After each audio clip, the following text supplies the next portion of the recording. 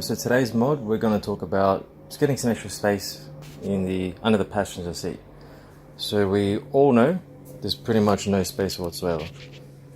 This mod's free, except for the fact you're going to need a dremel and maybe some files. It's super simple. All we're going to really be doing is cutting out all the unnecessary plastic junk, rerouting the wires, making sure it's all perfect, and you might be able to fit a pack of smokes and a hat and some other stuff. Second to that, also just how it opens. I'm not sure how many of you guys have an issue with it. Mine did, but mine's a 2014 model.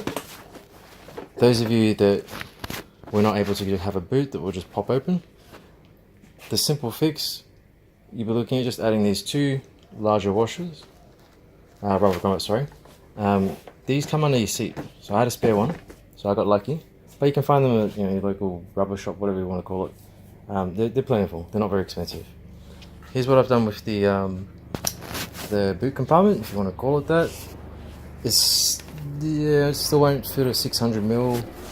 Maybe, it just depends. If you half drink it, you can squeeze the bottle and then you'll fit it in, but not a full bottle. You're never going to get a full bottle. But this is as good as it's going to get, really. So I've routed the wires down in there. I do have custom LED turn signals. Forgive the tape, I kind of screwed up a little bit. Do not cut this out here. Don't make my mistake, okay? Because it gets held in by that. That holds that in. So I've had to super glue mine in there. And it's actually quite steady, which is really good. But overall, worthwhile mod. So I'm going to do rubber grommets, and we're also going to do the interior part of your boot. Other than that, any questions, feel free to drop me a comment. See you guys.